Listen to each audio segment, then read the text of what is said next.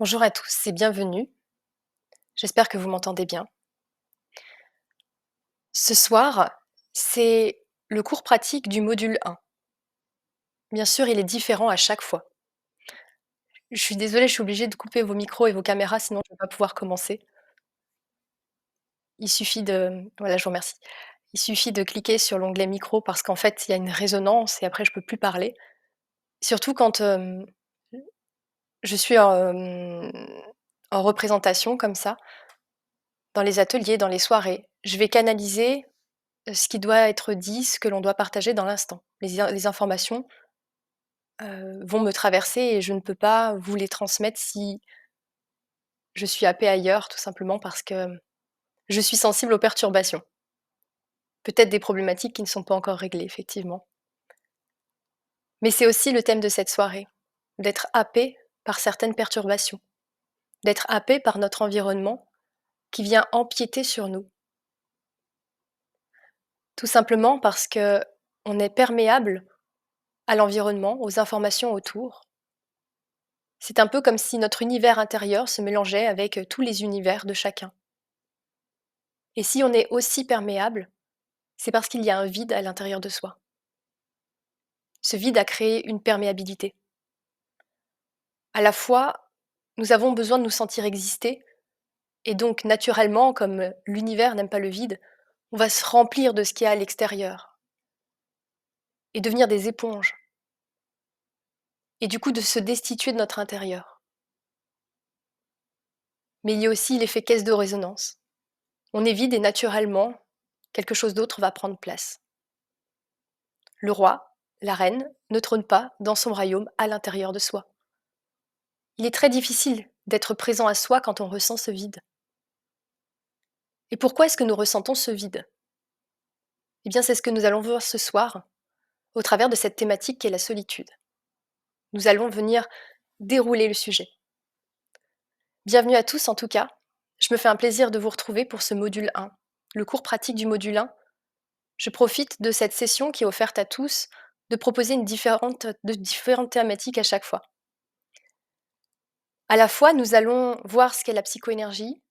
Nous allons à chaque fois découvrir des nouveaux outils qui nous permettent de prendre en considération notre mécanique inconsciente, mais aussi de lui donner une nouvelle direction. De manière quotidienne, dans notre vie, nous agissons comme des automates. Nous allons subir nos émotions, l'irritabilité, la colère. Je vous donne un exemple. S'il y a du bruit à l'extérieur, je n'arrive plus à être moi et je perds mes moyens. Je n'arrive plus à être dans ce que je fais.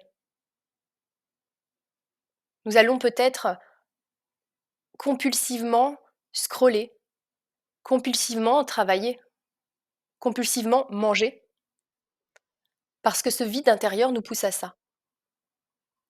Et nous, sur le devant de la scène, on va, venir, ouvrir le frigo.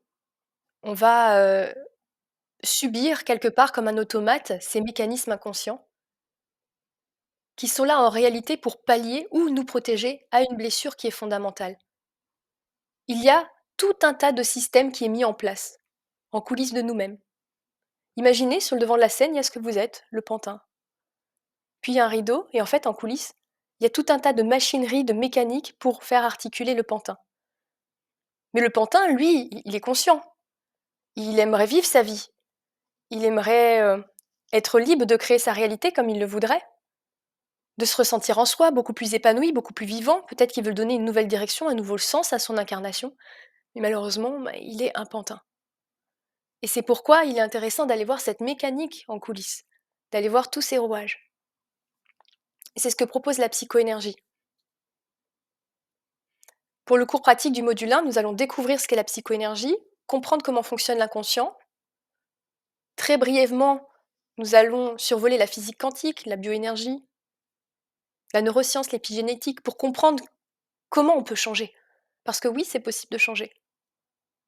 Parce qu'en réalité, on est maître de tout ça. Tout est en nous.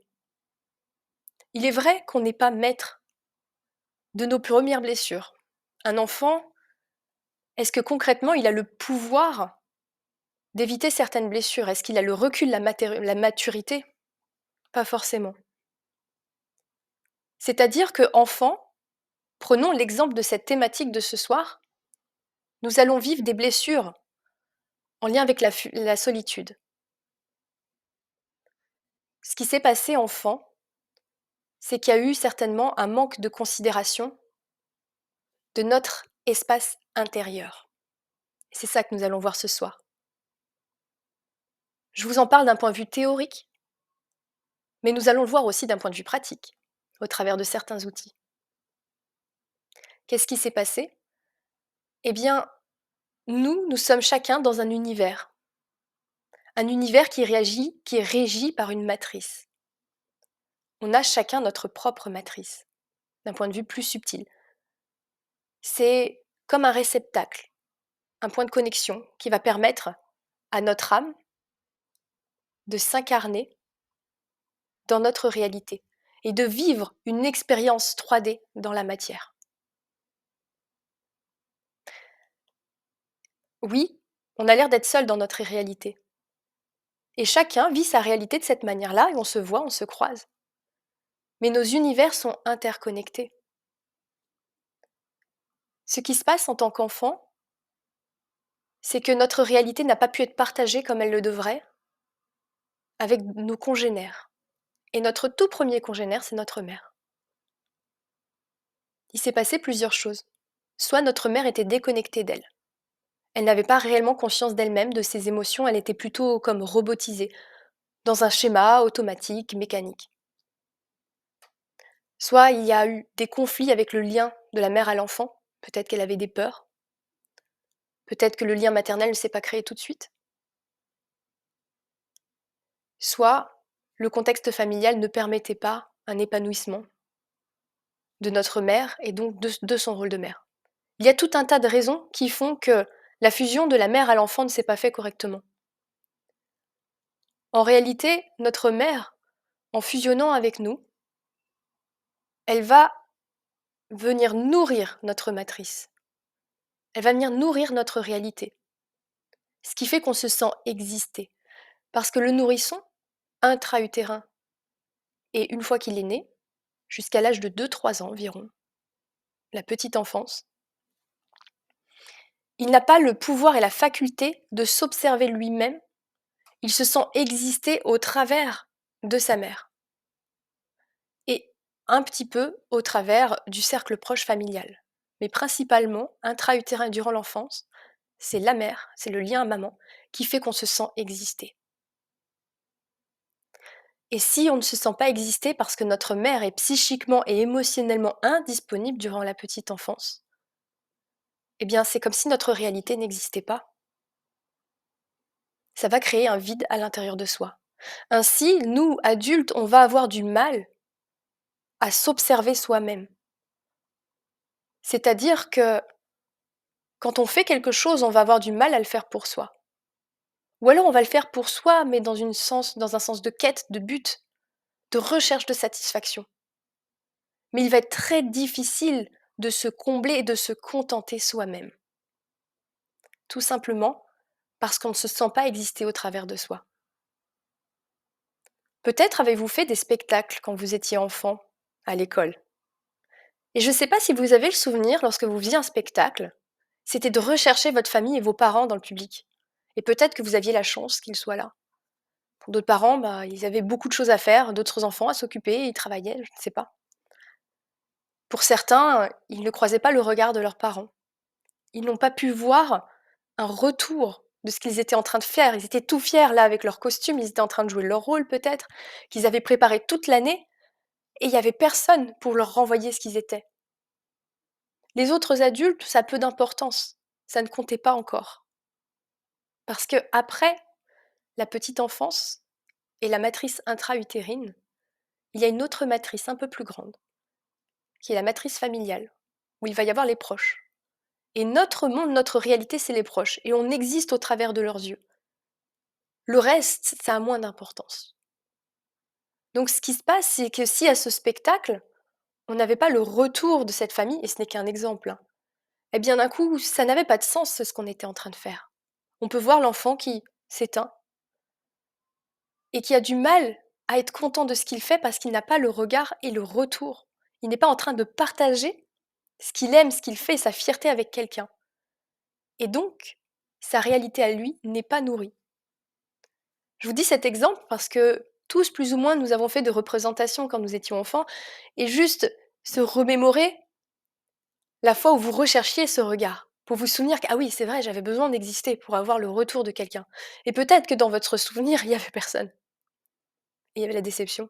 Ou il y avait quelqu'un et vous vous sentiez gonflé, tout fier, comme s'il y avait de la lumière et vous vous sentez nourri et ben là, vous vous sentiez exister. Ensuite, on va traverser différentes matrices. Il va y avoir un passage assez compliqué qui va être l'adolescence et au niveau de l'adolescence, c'est à ce moment-là qu'on va venir se connecter à soi.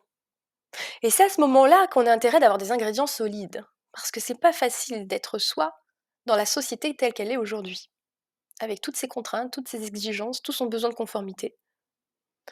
Plus, qui plus est, la contrainte de développer un cerveau gauche analytique à outrance, au détriment de notre développement émotionnel et de notre intégrité.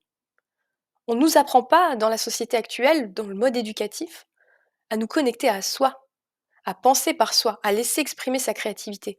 Très rapidement, à l'école, on va être assis sur des bancs et on va mesurer notre aptitude à obtempérer et à faire fonctionner cette analytique et à reproduire l'enseignement qu'on est en train de nous donner.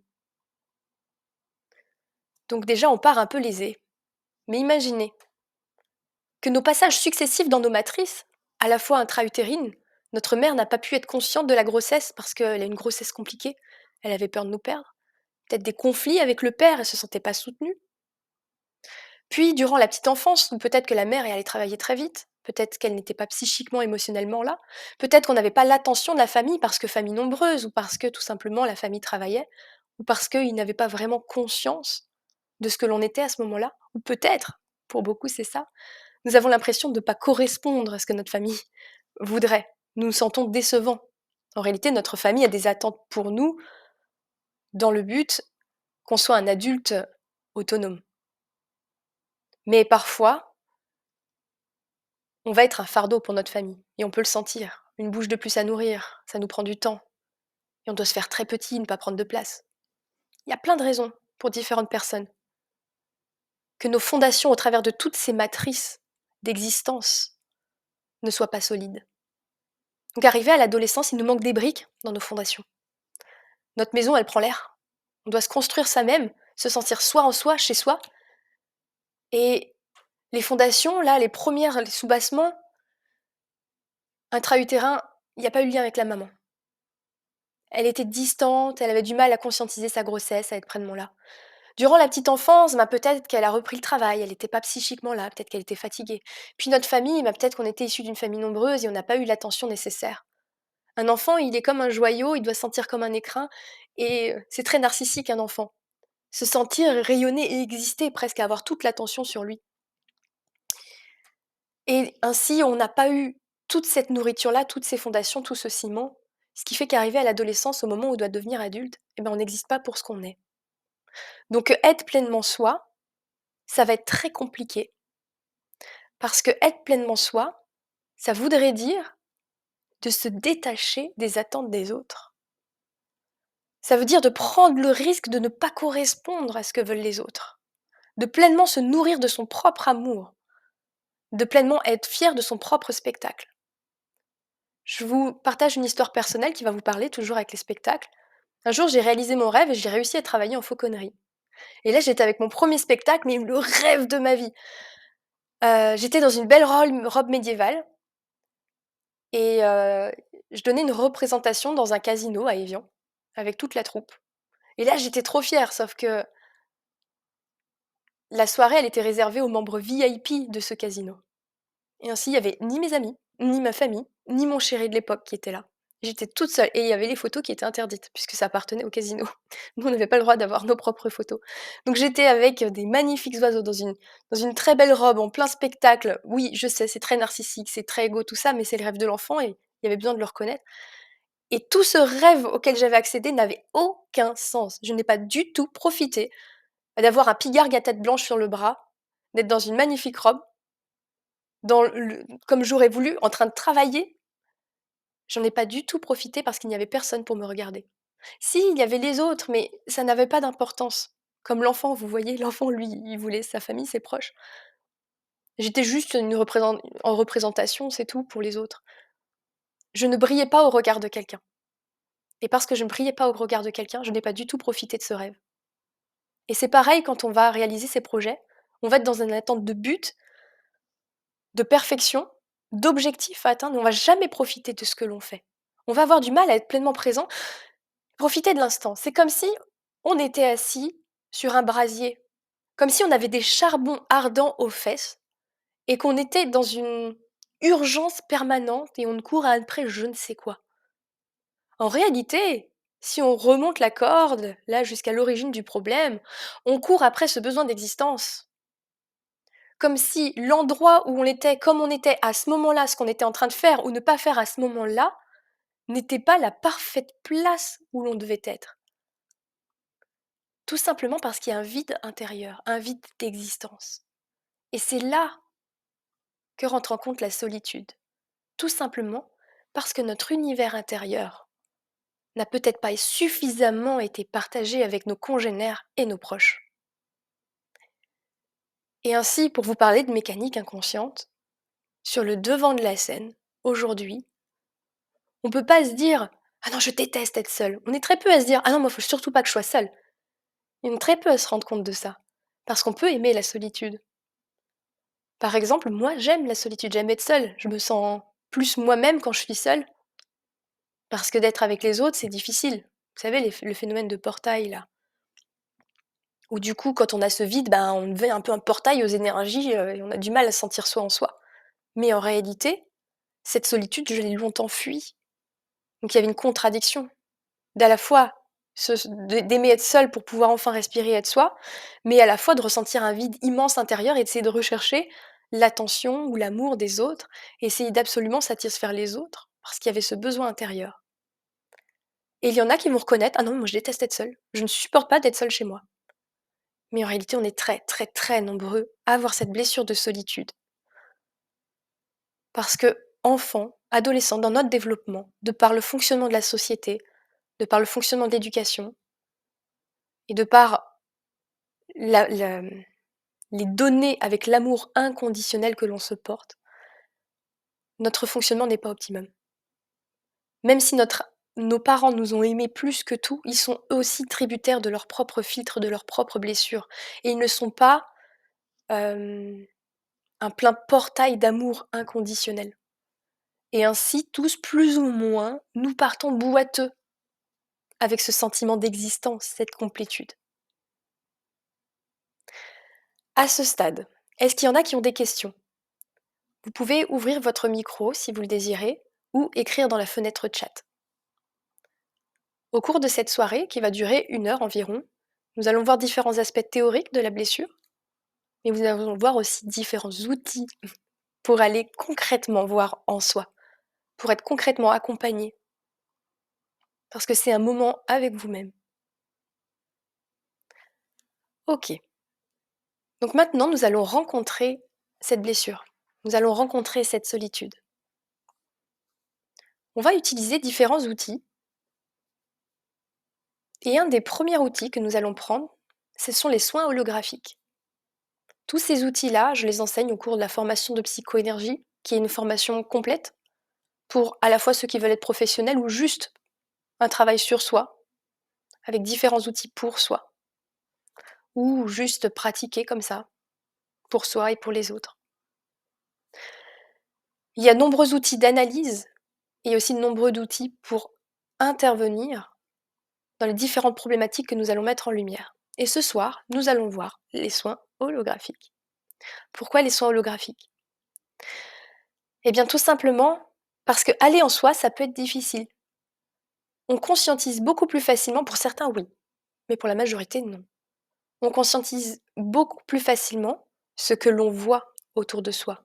Et donc c'est pourquoi il n'y a pas de hasard que l'on attire des miroirs dans notre vie, des personnes qui nous font miroir, des personnes qui ont une singularité qui nous rappelle la nôtre, des personnes qui vont nous faire vivre des blessures particulières.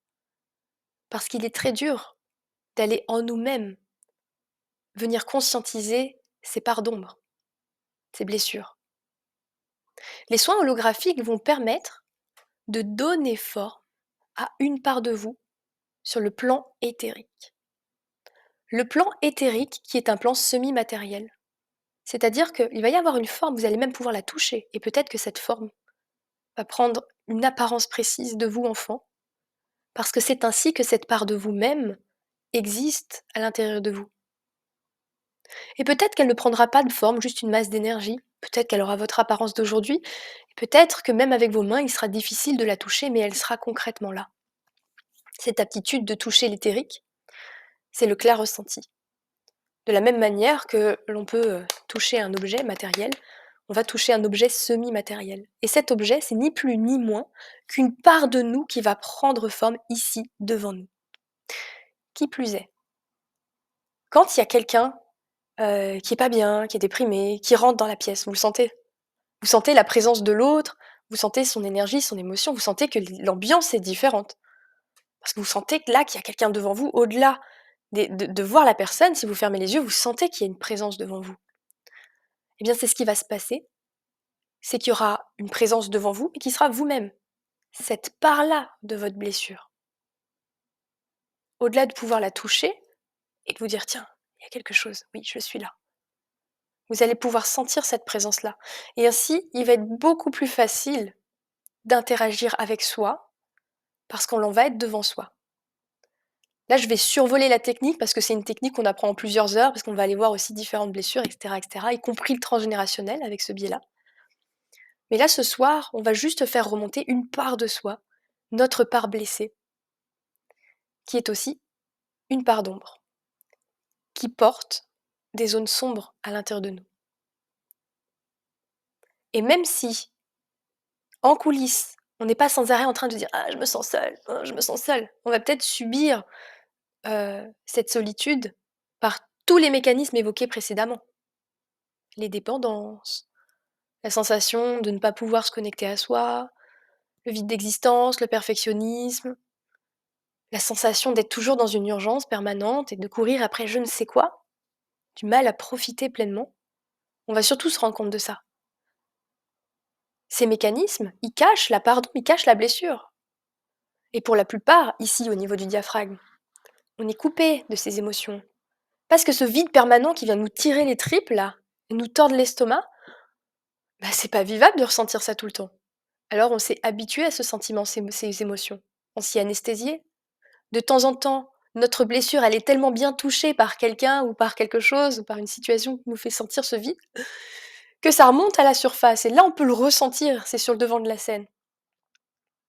Parfois, on ressent même pas, même dans cette situation où la blessure remonte, on va ressentir des émotions de colère parce qu'on perd le contrôle. Notre blessure est titillée et on va être anxieux, énervé, on va peut-être faire des crises d'angoisse. C'est pourquoi dans notre vie, on essaye à tout prix d'avoir le contrôle sur plein de choses et que notre mental est sur le devant de la scène. Parce que cette blessure qui va être touchée là, elle fait trop mal. Première étape, on va venir accueillir cette blessure. Et il se peut que vous ne ressentiez pas la sensation ou l'émotion parce que il y a encore le programme qui vous en anesthésie. Vous allez effectivement sentir qu'il y a quelque chose devant vous, qu'il se passe quelque chose. Ça va bouger à l'intérieur de vous. Vous allez sentir votre énergie qui bouge. Mais pas forcément là l'émotion lancinante qui serre vos tripes. Pas tout le monde. Parce qu'on s'anesthésie de nos sentiments, de nos émotions. Ce qui fait qu'au fil de la vie, on est de moins en moins vivant en fait, hein, aussi. Et quand bien même vous le ressentirez, ça va pas durer. Ça ne va pas durer. Ça mérite d'être accueilli pleinement. Ça va être la suite. Deuxième outil, la conscientisation d'émotions. On va venir, vous savez, c'est comme le tube de dentifrice. Appuyez sur le tube de dentifrice pour que le dentifrice sorte. C'est ce qu'on va faire avec votre charge émotionnelle qui n'est pas intégrée. Ça sera la deuxième étape. Maintenant, avant de passer à la pratique, j'aimerais revenir sur un point. Sur les parts d'ombre. Quand on dit une part d'ombre, qu'est-ce qu'une ombre? Une ombre, c'est une absence de lumière. Donc c'est un endroit à l'intérieur de vous où on n'y a pas accès, on n'arrive pas à savoir qui on est, on n'a pas notre potentiel parce qu'il y a de l'ombre, il n'y a plus de lumière qui circule. Nous, On va pleinement être soi, pleinement être notre essence, pleinement pouvoir articuler notre âme et pleinement créer notre vie sur mesure en fonction de notre âme, parce que notre âme qui est lumière vient nous traverser complètement. On est sans arrêt traversé par une fluidité. Quand il y a une blessure qui se crée, eh bien, il y a une zone à l'intérieur de nous où des informations viennent se figer. La lumière ne circule plus. Il y a une zone d'ombre. Cette zone d'ombre, ça va être notre blessure. Et si notre blessure, elle est suffisamment refoulée, on va l'appeler part d'ombre.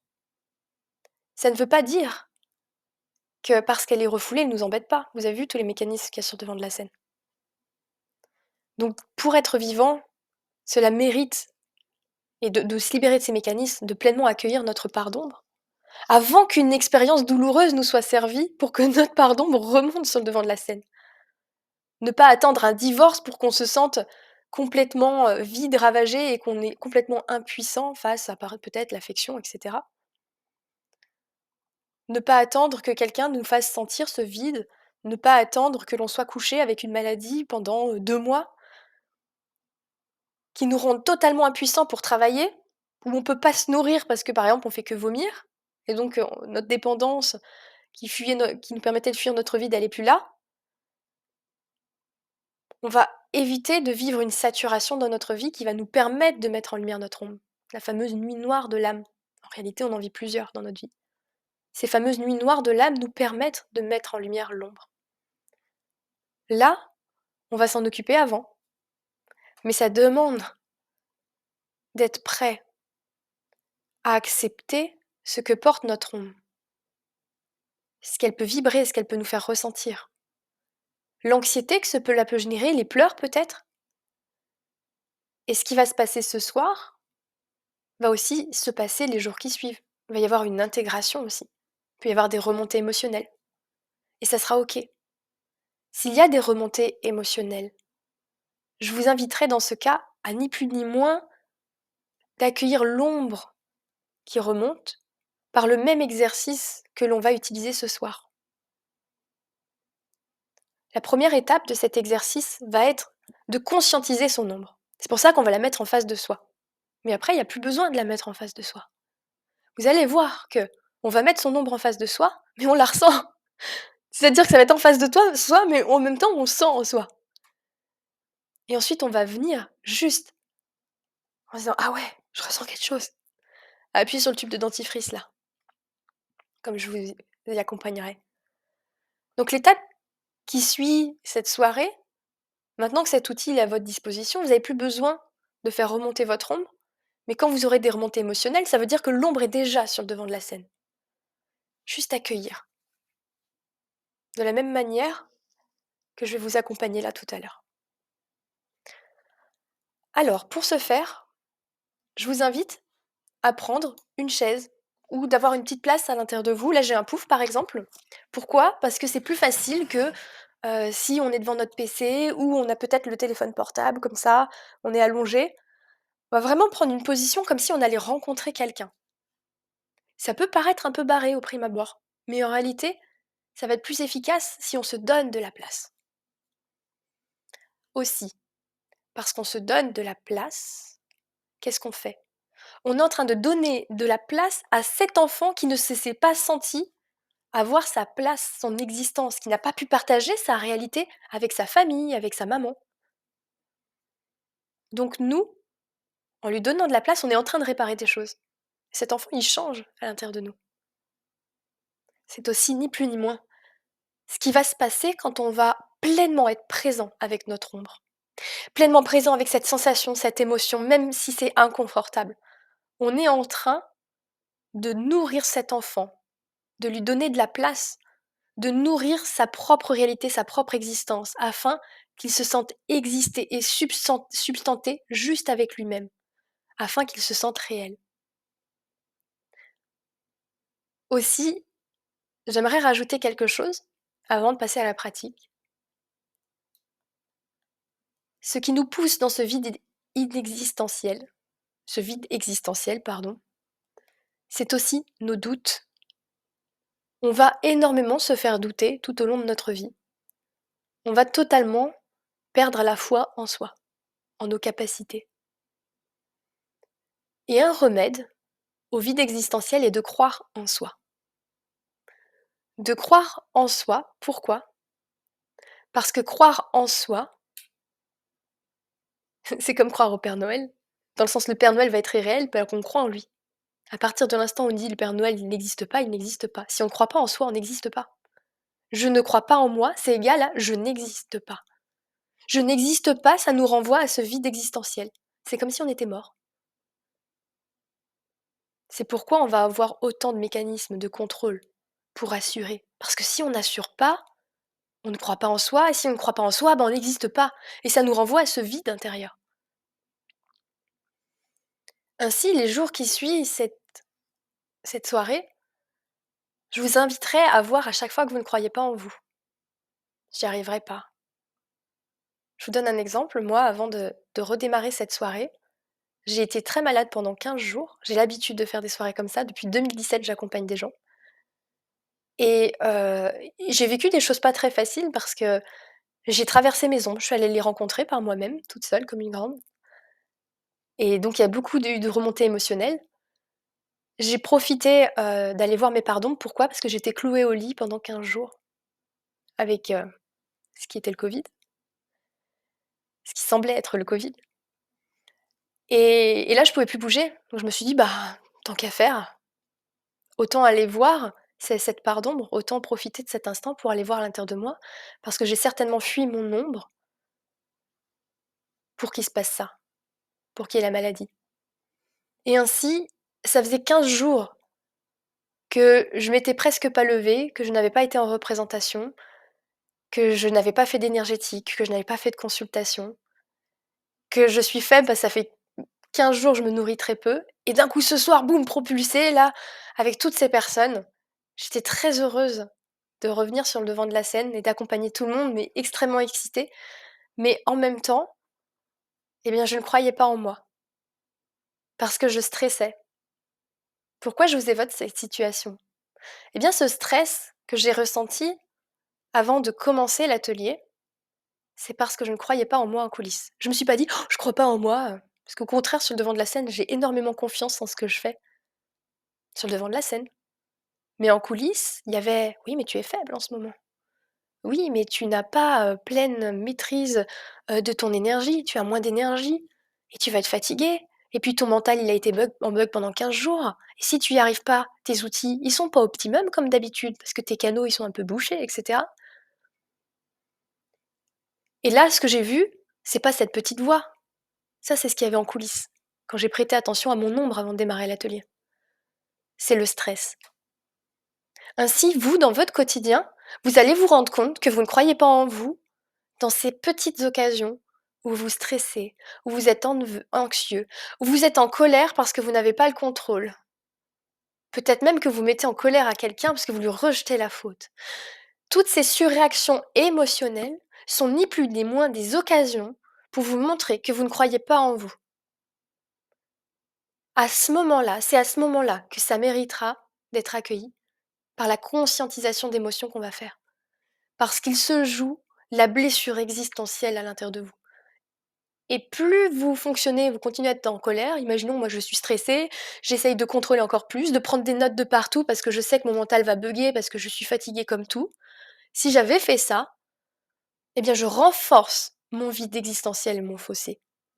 Mais au lieu de ça, je me suis dit: «Hein, si je me vois prendre des notes avant un atelier, chose que je fais jamais et que je stresse, au lieu d'être super contente et trop excitée et avoir hâte que ça démarre, c'est que je ne crois pas en moi. Si je ne crois pas en moi, bah, ça mérite d'être accueilli plutôt que de répondre à mes mécanismes qui auraient été habituels dans ce genre de situation où je stresse. C'est là où je vous invite à profiter de ces tremplins que vous offre la vie, d'être stressé avant d'aller à un rendez-vous parce qu'il y a des bouchons.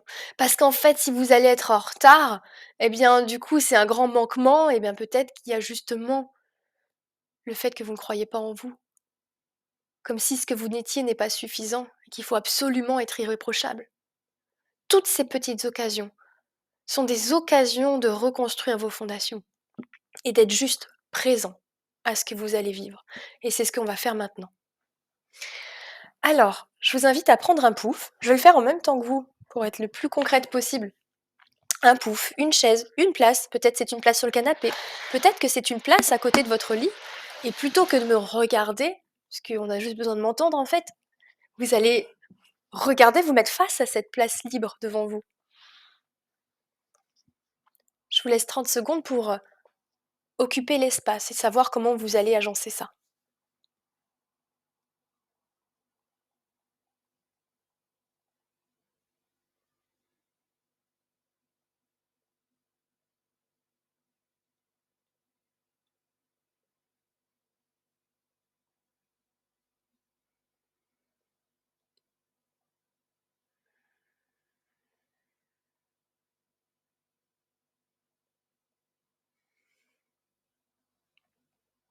Voilà, là on va accueillir à présent ce que vous êtes. Je vous invite à juste fermer les yeux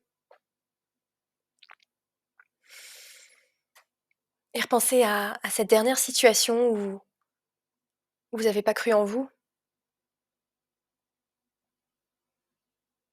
cette dernière situation où vous vous voyez, absolument devoir tenir un délai, essayer de bien faire, stressé de ne pas y arriver. Cette situation où vous avez eu peur de ne pas satisfaire un ami, de ne pas avoir répondu assez vite, peur qu'on vous juge. Cette situation, peu importe laquelle, où vous avez eu peur des conséquences, même minimes. Allez, la dernière fois, certainement aujourd'hui que c'est arrivé.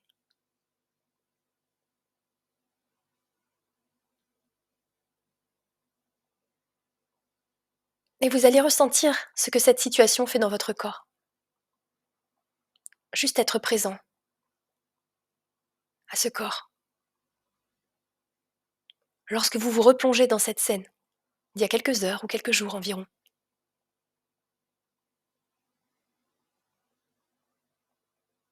Et peut-être aurez-vous un mot pour nommer cette émotion, mais nous n'en avons pas besoin concrètement. Juste être présent à ce que vous sentez en cet instant. Ça peut être de la colère par-dessus, du stress, peu importe. Il y a une part protectrice en vous qui voulait assurer à tout prix, parce qu'elle voulait prendre soin de cette meurtrissure, de cet enfant blessé qui ne s'est pas assez senti exister. Et juste par votre intention, yeux ouverts ou yeux fermés,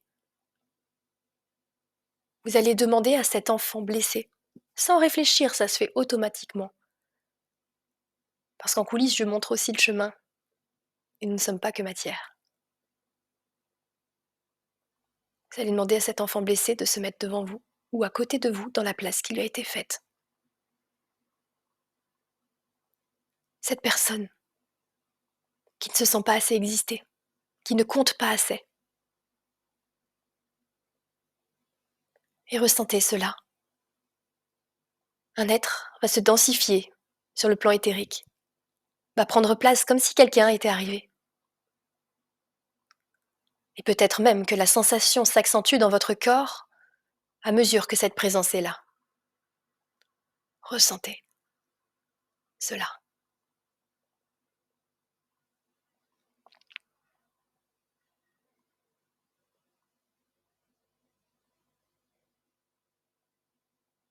Je vous invite à retourner vos mains, paumes vers le haut, et à les poser tranquillement pour pas qu'elles restent en l'air. Et cet enfant va poser ses mains dans les vôtres pour établir une connexion. Peut-être sentez-vous des picotements ou autre, ou rien du tout, de par votre degré de sensibilité. Mais ceci se fait. Vous êtes pleinement présent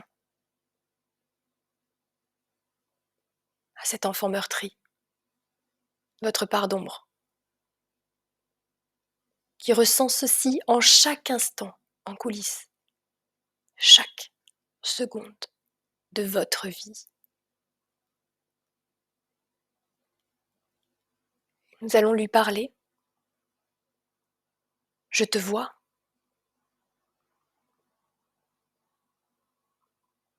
Je sais que tu es là.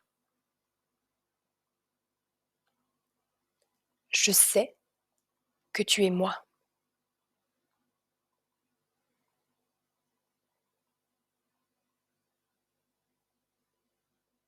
Et nous allons, maintenant que cette ombre est remontée sur le devant de la scène,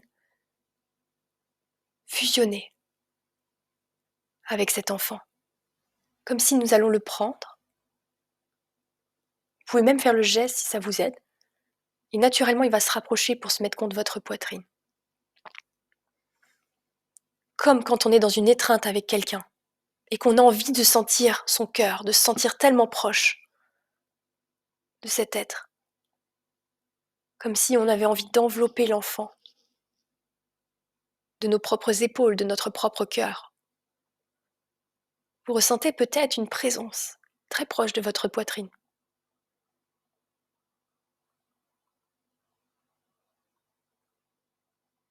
Et même si c'est lourd,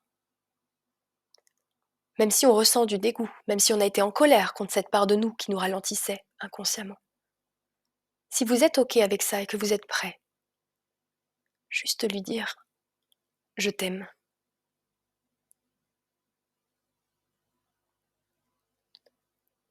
Je te demande pardon de t'avoir fui. Je te demande pardon d'avoir contrôlé ce que tu étais pour ne plus ressentir ce mal existentiel.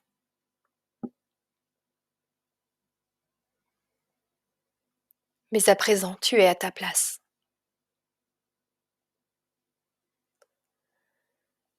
Et on va comme intégrer, fusionner tout cet enfant et sa charge d'énergie qu'il porte. On est venu récupérer de nos bas-fonds notre pardon pour intégrer pleinement. Et ce n'est pas forcément agréable.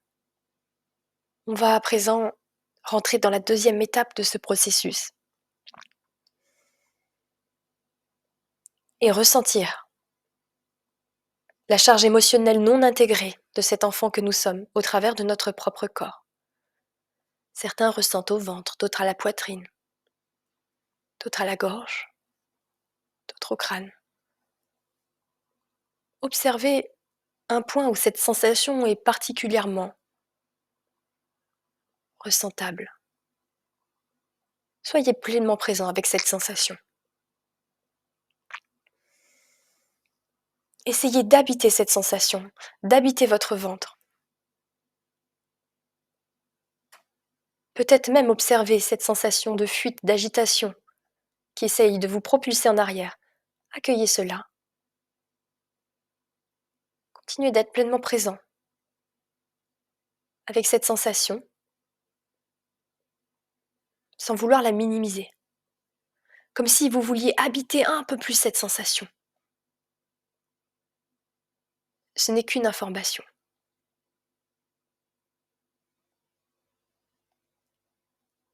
Et je vous invite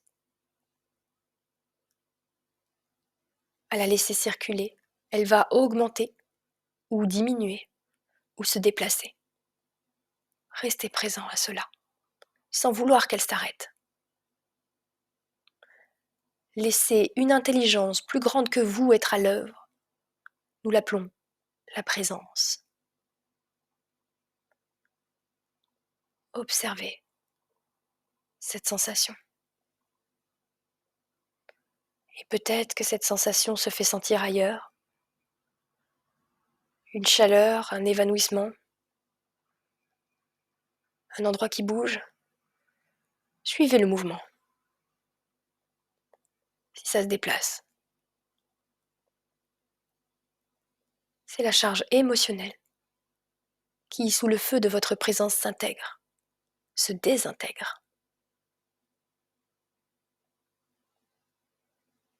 Ressentez cela.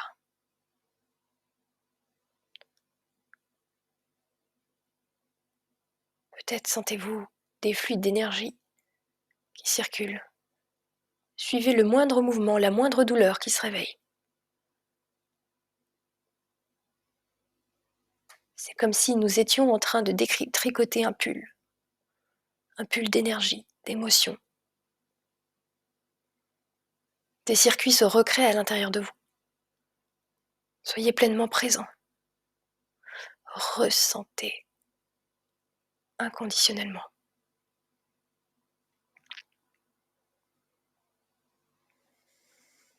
Ressentez peut-être certaines zones qui s'ouvrent.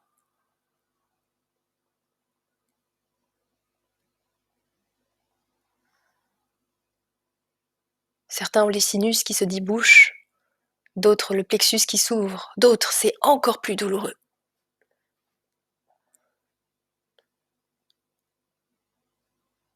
Même si la sensation devient diffuse, restez présent jusqu'au bout.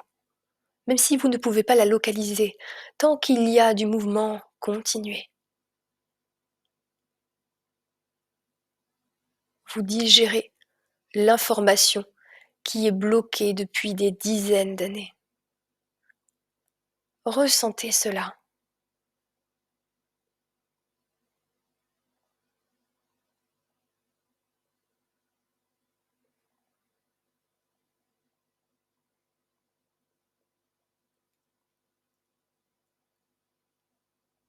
Et dès que vous sentez que le cœur cherche à s'ouvrir, demandez-lui de s'ouvrir encore plus grand, comme si vous étiez prêt à ressentir inconditionnellement, peu importe l'intensité de la douleur.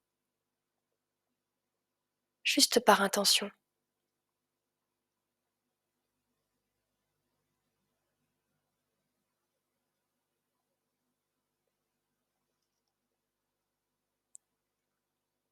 Vous pouvez bouger votre corps si vous le voulez. Certains ont envie d'ouvrir les épaules, d'agrandir la poitrine.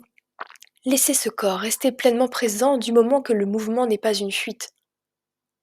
Du moment que le mouvement vous permet d'habiter un peu plus ce corps et ces sensations qui circulent, qu'elles soient agréables ou désagréables. Restez pleinement présent avec cela. Ressentez que peut-être pour certains vous respirez mieux déjà. Pour d'autres qu'il y a encore une douleur, qu'elle se déplace. Suivez le chemin de la sensation. Comme si vous détricotiez un pull en tirant sur le fil. Certains ont déjà la tête qui tourne. Accueillez cela. Tout votre système nerveux se remet à jour.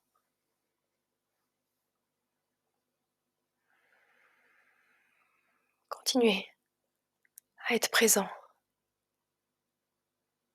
Votre présence, c'est le feu de rédemption.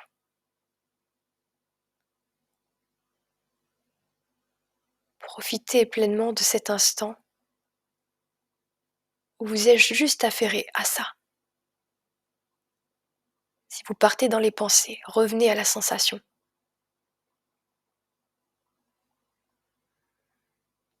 Si vous partez trop dans les pensées, respirez avec cette sensation. Comme si l'air que vous expirez vous rapprochait un peu plus de la sensation. Mais ne respirez pas dans le but de minimiser la sensation.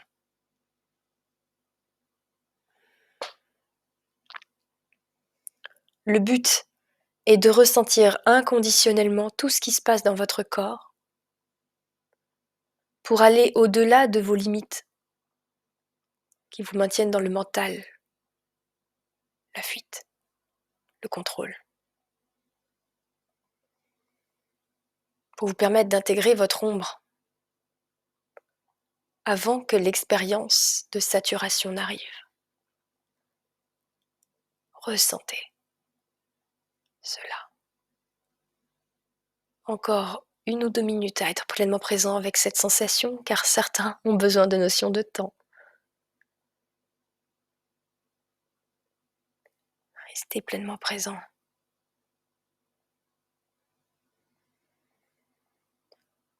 Ressentez déjà à quel point votre corps est différent. Ne cherchez pas à ce que tout soit estompé en 2 minutes. 2 minutes, c'est le temps suffisant pour libérer des nœuds, assimiler cet exercice et le poursuivre de votre côté quand vous en aurez besoin. Voilà, ressentez ce qui s'ouvre, ce qui se déplace.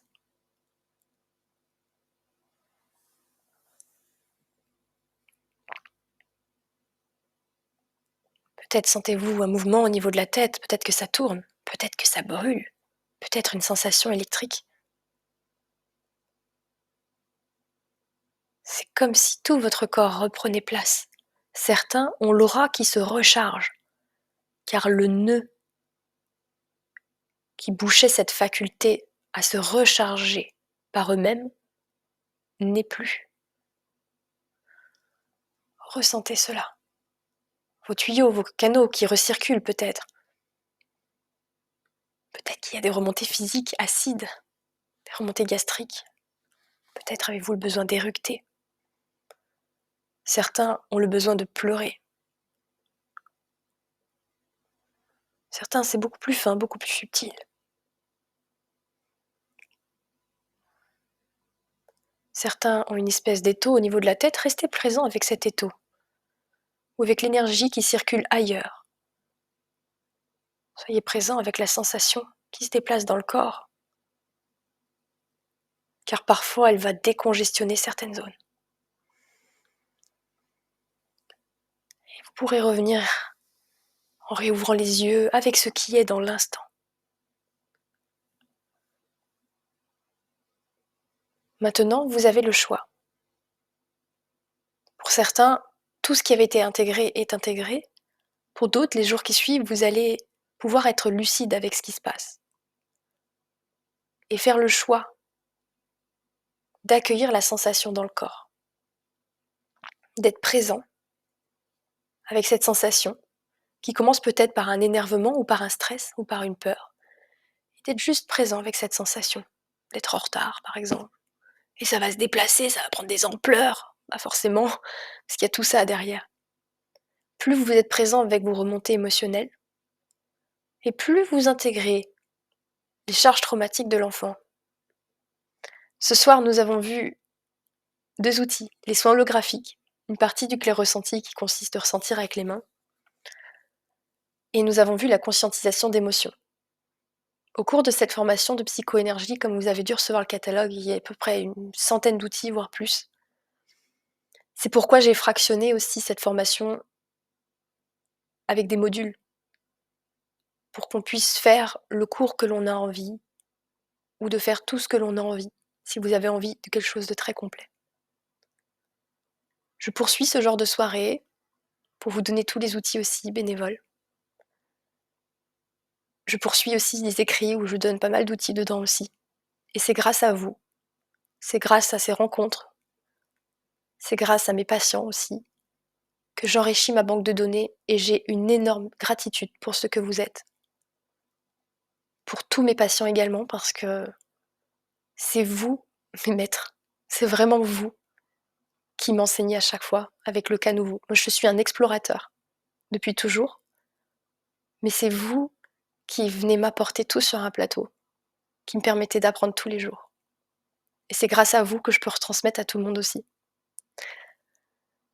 Je vous donne les liens pour une formation aussi qui est offerte, qui est la formation Clair Ressenti, qui est du moins un extrait de la formation Clair Ressenti où il y a déjà des outils. Vous pouvez vous entraîner vous-même. Il y a la formation complète de Clair Ressenti qui a lieu dimanche matin et la formation Ressenti subtil où on va apprendre à décoder ce qui se passe dans l'inconscient, ce que j'utilise moi en consultation. Développer nos canaux de perception qui a lieu dimanche après-midi. Tous les liens sont dans le descriptif. Il y aura un replay aussi.